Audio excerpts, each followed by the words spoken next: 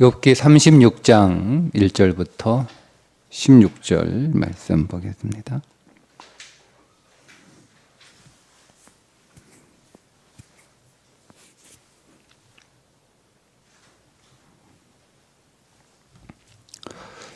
엘리후가 말을 이어 이르되 나를 잠깐 용납하라. 내가 그대에게 보이리니 이는 내가 하나님을 위하여 아직도 할 말이 있음이라. 내가 먼 데서 지식을 얻고 나를 지으신 이에게 의를 돌려보내리라. 진실로 내 말은 거짓이 아니라 온전한 지식을 가진 이가 그대와 함께 있느니라. 하나님은 능하시나 아무도 멸하지 아니하시며 그의 지혜가 무궁하사 악인을 살려두지 아니하시며 고난받는 자에게 공의를 베푸시며 그의 눈을 의인에게서 떼지 아니하시고 그를 왕들과 함께 왕자에 앉히사 영원토록 존귀하게 하시며 혹시 그들이 족쇄에 매이거나 환난의 줄에 얽혔으면 그들의 소행과 악행과 자신들의 교만한 행위를 알게 하시고 그들의 귀를 열어 교훈을 듣게 하시며 명하여 죄악에서 돌이키게 하시나니 만일 그들이 순종하여 섬기면 형통한 날을 보내며 즐거운 해를 지낼 것이요 만일 그들이 순종하지 아니하면 칼에 망하며 지식 없이 죽을 것이니라. 마음이 경건하지 아니한 자들은 분노를 쌓으며 하나님이 속박할지라도 도움을 구하지 아니하나니 그들의 몸은 젊어서 죽으며 그들의 생명은 남창과 함께 있도다. 하나님은 곤고한 자를 그 곤고에서 구원하시며 학대당할 즈음에 그의 귀를 여시나니 그러므로 하나님이 그들을 환난에서 이끌어내사 좁지 않고 넉넉한 곳으로 옮기려 하셨은즉 무릇 그대의 상에는 기름진 것이 놓이리라. 아멘. 엘리후의 4차 변론입니다. 36장과 37장은 엘리후의 4차 변론이 이어지고 있는데 그 4차 변론을 시작하는 첫 번째 내용은 회개하면 회복되고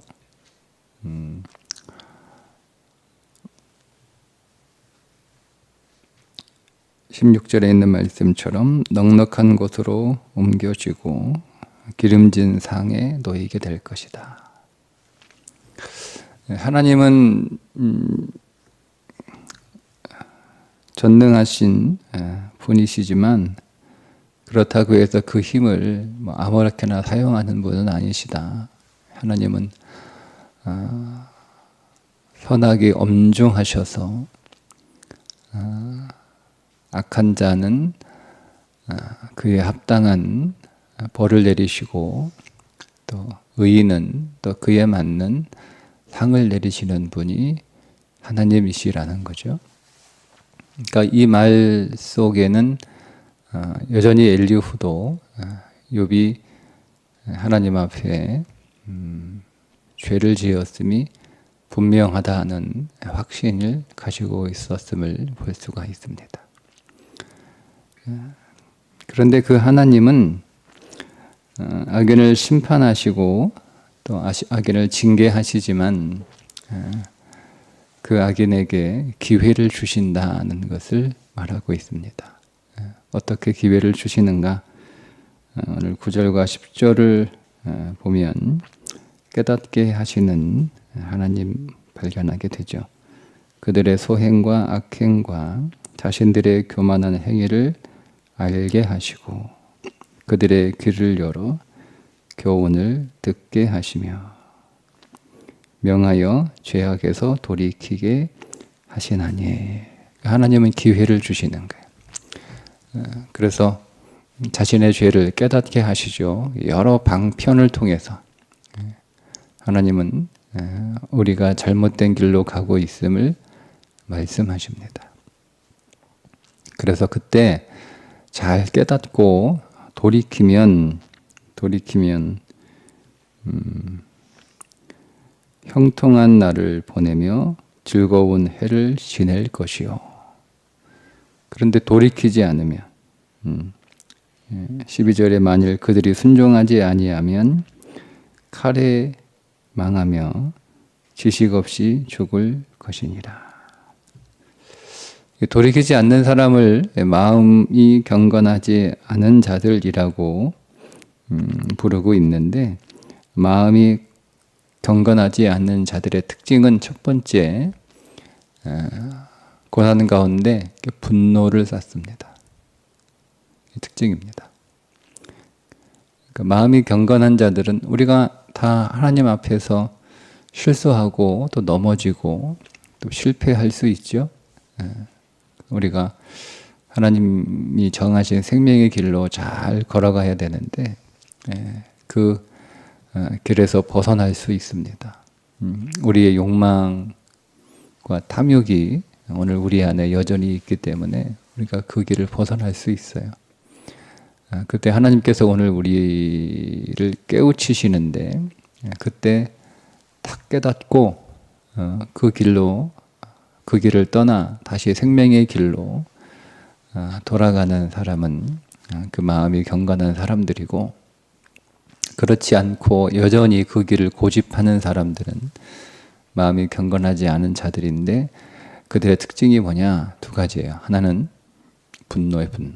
그러니까 많은 고난 계속되면 그 사람은 깨닫는 게 아니라 계속 분노를 쌓는 거예요. 분노를.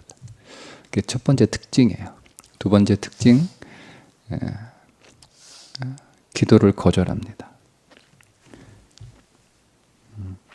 13절에 다시 읽어보면 마음이 경건하지 아니한 자들은 분노를 쌓으며 하나님이 속박할지라도 도움을 구하지 아니하나니. 어제 우리가 보았던 것처럼 보통 일반적으로 우리가 어려움을 당하면 비명을 지른단 말이에요. 그런데 기도는 하지 않아요. 그런 것처럼 마음이 경건하지 않는 자들, 이 마음이 경건하지 않는 자들은 마음이 굳은 자들이라고도 나오죠. 마음이 딱딱하게 굳은 자들. 그래서 성경은 그 마음을 계속 기경해라 이렇게 말씀하고 있어요. 그러니까 오늘 우리의 심령에 은혜의 비가 내리지 않으면 마치 비가 내리지 않아서 땅이 딱딱하게 이렇게 굳어지는 것처럼, 땅이 굳어지면 거기에서 아무것도 자랄 수 없잖아요. 우리가 한겨울에 땅에 얼어있고 굳어있는 땅을 봄에 우리가 씨를 뿌리기 위해서 땅을 다 이렇게 갈아엎잖아요. 부드러운 땅을 만들어 놓고 난 뒤에 거기에 씨를 뿌리거나 무엇인가를 심지 않습니까? 그런 것처럼 우리 안에 은혜가 계속 이렇게 내려야 되는데, 그 은혜의 비가 내려야 되는데, 그러니까 그 은혜의 비가 어떻게 내리냐? 은혜의 통로들이 있죠. 그러니까 은혜의 통로들을 통해서 은혜의 비가 내리는 거예요. 그러니까 내가 가만히 하나님 나에게 뭐 은혜 달라고, 나는 은혜를 사모하니까 하나님 은혜의 단비를 내려주세요라고 이렇게 가만히 있는다고 내리는 게 아니에요. 은혜를 받으려면 은혜의 자리에 가 있어야 되는 거예요. 그게 이제 말씀의 자리, 기도의 자리, 예배의 자리, 찬송의 자리, 또 사역의 자리예요. 여러분, 이 5개를 다 하고 있는 사람은 은혜를 안 받고 싶어도 안 받을 수 없는 거예요. 뭐 비가 막 폭포수처럼 내리는데 여러분 거기에서 비 안 맞겠다고 우산 쓰고 있는다고 비를 안 맞습니까? 막 하늘이 마치 찢어진 것처럼 막 그렇게 물이 막 쏟아지는데 우산 쓰고 있는다고 비를 어떻게 안 맞아요? 맞아요. 그러니까 우리가 말씀의 자리, 기도의 자리, 예배의 자리, 찬송의 자리, 사역의 자리에 있으면 우리 안에 우리의 심령에 계속 은혜의 단비가 계속 내려서 항상 그 마음은 부드러운 상태로 계속 이렇게 유지가 되는 거예요. 그래서 하나님께서 세미한 음성으로 말씀을 하셔도 금방금방 깨달아요. 예, 그 영적인 예민함이 굉장히 예민한 거죠. 예, 감각이. 예. 근데 여러분, 근데 그 은혜의 자리에 없어. 말씀도 안 보고, 기도도 안 하고, 예배도 그냥 출석부에 도장 찍는 것처럼 그렇게 왔다 갔다 하고, 와서도 뭐, 딱히 이렇게 마음, 연과 진리로 예배 드리지 않고, 그리고 뭐, 찬성도 않고, 항상 불평 입에 달고 살고, 그리고 사역도 안 해. 사역도 안 해. 예. 그러면 그 비가 안 내려요. 비가 안 내리면 마음이 딱딱하게 심령이 마른 땅이 되는 거예요. 그러다가 굳은 땅이 되는 거죠. 그럼 여러분 거기에 어떤 씨도 뿌릴 수 없어요. 다 죽는 거죠. 예. 마태복음 13장에 비유 하시잖아요. 네 가지 땅이 있다. 비유로 말씀하시는 것처럼 말씀이 그 안에 숨겨지지 않는 거예요. 그렇게 탁탁한 그게 이제 마음이 경건하지 않는 자인 거예요. 근데 그런 자들은 하나님이 문제가 있으니까 그거 고치라고 손을 대시는 거잖아요. 여러분 어떤 사람이 그의 인생이 좋아질 가능성이 커요.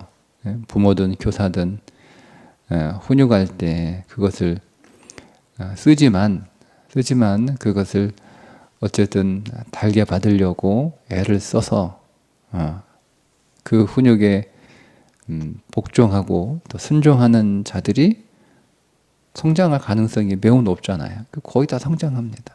근데 그걸 귀찮게 여기고 잔소리로 여기고 자기를 귀찮게 하는 손길로 자기를 힘들게 하는 손길로 여겨서 그것에 반발하고 거절하면 달라지지 않죠. 좋아질 수가 없는 거예요. 그런 것처럼 하나님이 우리가 실수할 수 있고 실패할 수 있다는 것을 잘 아시기 때문에 실수한다고 금방 오늘 우리를 심판하시는 것이 아니라 우리를 징계하시죠.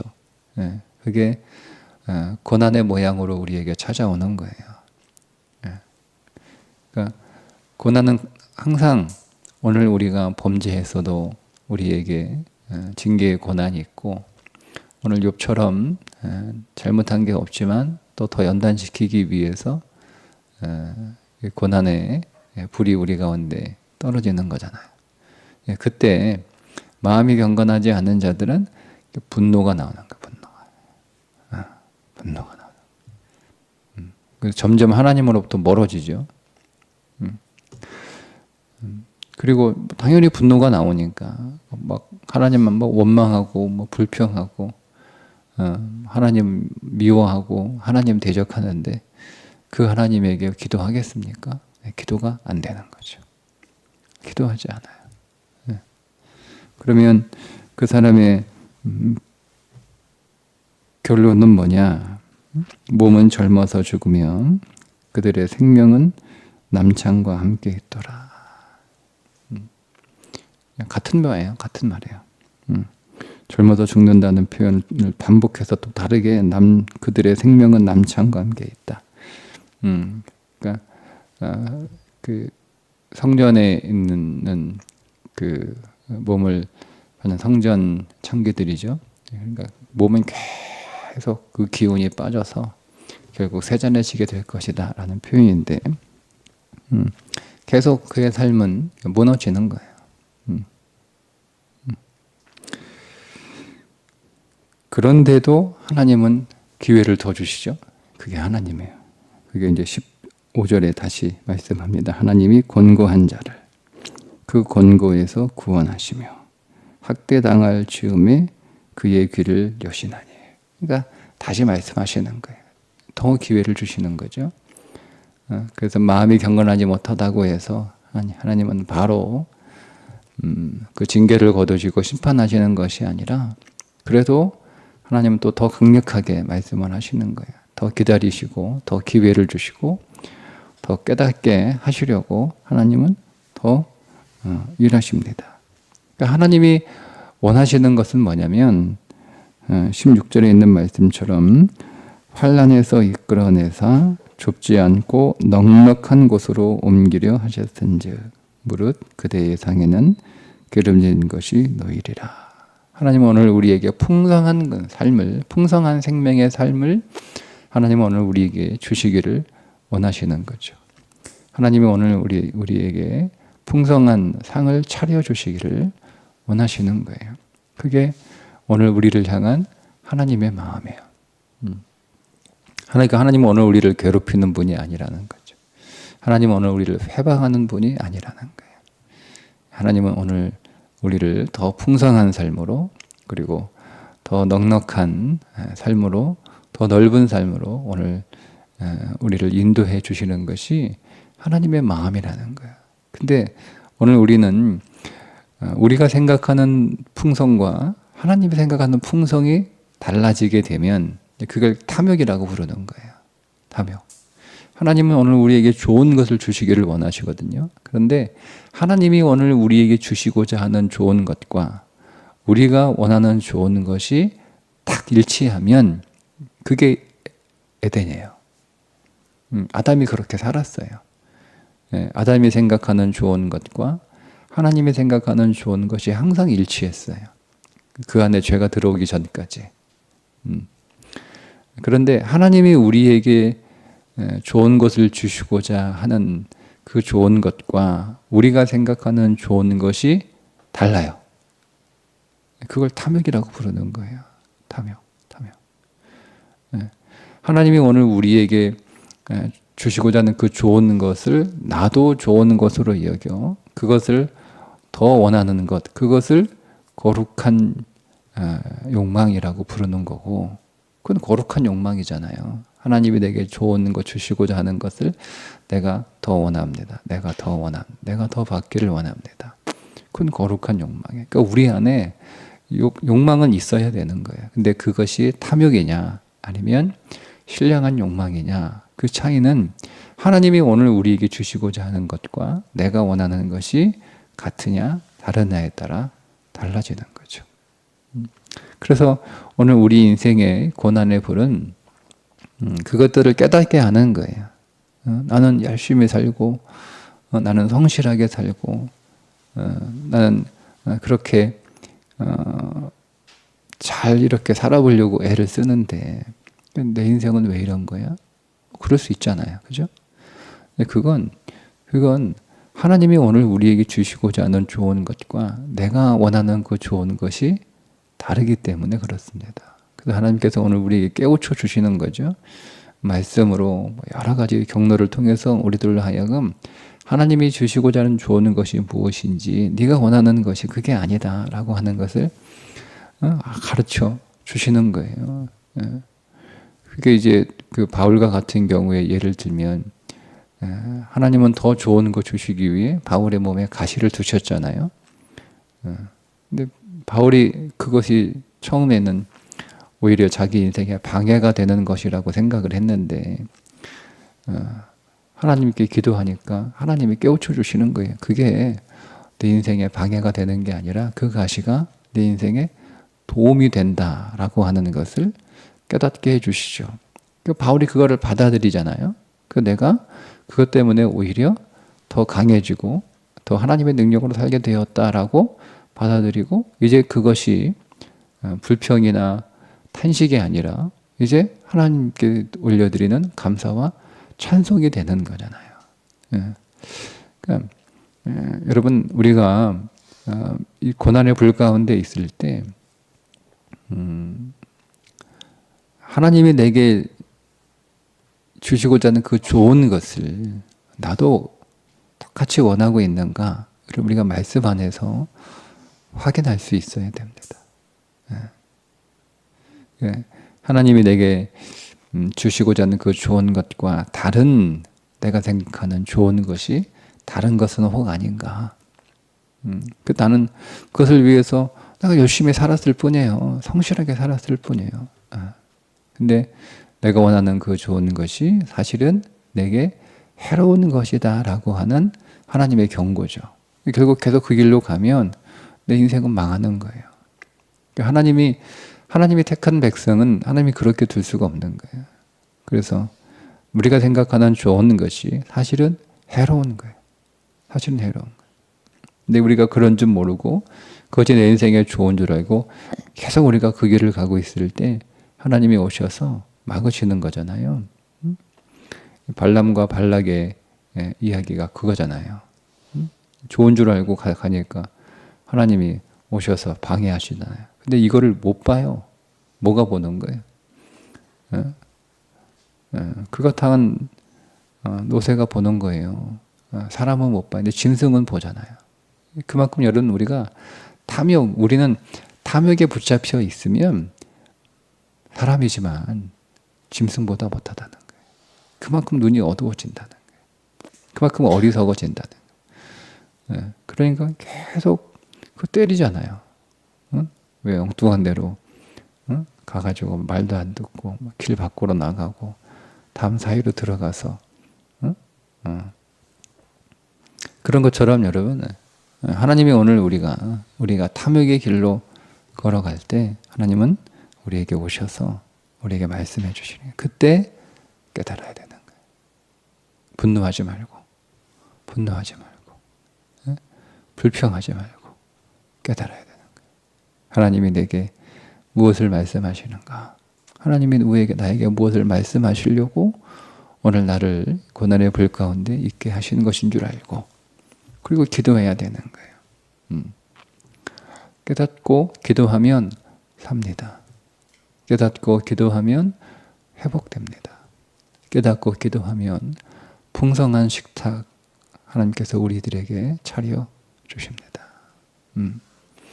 우리가 여러분 건강관리할 때 내가 먹고 싶은 것과 내가 먹어야 할 것이 같으면 우리의 건강에 문제가 안 생기잖아요. 근데 내가 먹어야 할 것과 내가 먹고 싶은 것이 달라지면 내가 먹고 싶은 대로 먹으면 오늘 우리의 몸이 망가지잖아요. 근데 그 신호가 우리의 몸에게 나타나잖아요. 그죠? 그때 우리가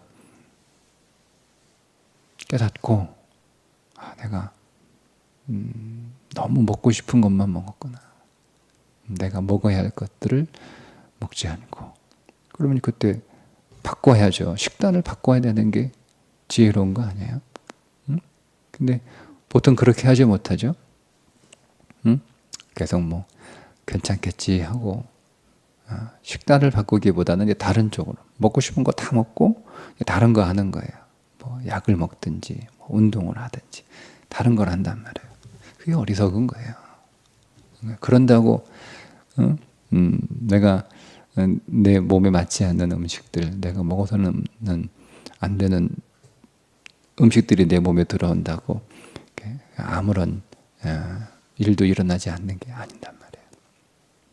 식단을 바꿔야 되는 것처럼 우리가 우리의 삶을 바꿔야 되는 거예요. 길을 바꿔야 되는 거예요. 오늘도 우리가 예배하는 가운데 성령께서 오늘 우리 가운데 더 선명하게 말씀하시는 것을 우리가 또 더 선명하게 잘 듣고 오늘 우리의 삶을 성령 안에서 세밀하게 보고 또 깨닫고 또 다시 오늘 우리가 우리의 삶이 말씀 안으로 조정되는 그런 회복의 주일이 될 수 있기를 주님의 이름으로 축복합니다.